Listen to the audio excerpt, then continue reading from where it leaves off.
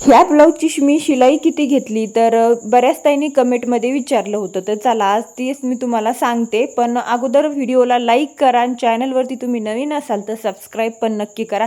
आणि चला मी तुम्हाला सांगते. तर हा ब्लाऊजचा पूर्ण बोटनेक होता, त्याला मस्त अशी डिझाईन केलेली होती, स्लीव्जला लटकन लावलेले होते, बॅकला बोटनेक डिझाईन होती. आणि हे सुद्धा ब्लाऊज मी मस्त असा त्याच कस्टमरचा होता. हे सुद्धा बॅक बोटनेक होता, फ्रंट डीप नेक आणि प्रिन्सेस कट होता आणि पफ स्लीव्ज होती, म्हणजे खांद्यावरती फुगा होता. तर हा सुद्धा ब्लाऊज मी खूप सुंदर असा स्टिच केलेला आहे. तर अशा पद्धतीने मी 2 ब्लाऊज एकाच कस्टमरचे शिवलेले होते. त्यानंतर एक ब्लाऊज होता, तो पण डीप नेक कलांजली पैठणीवरचा ब्लाऊज होता.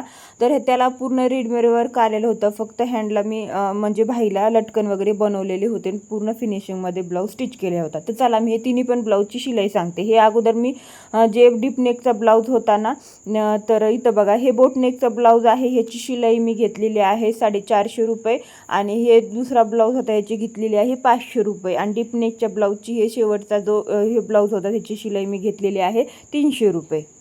तर चला, आपलं काम व्यवस्थित परफेक्ट असेल, फिटिंग आणि फिनिशिंग छान असेल, तर तुम्ही तुमच्या मनाप्रमाणे शिलाई ठरवू शकता. व्हिडिओला लाईक करा, शेअर करा, चॅनलला सबस्क्राईब. भेटू नवीन व्हिडिओमध्ये. Bye bye.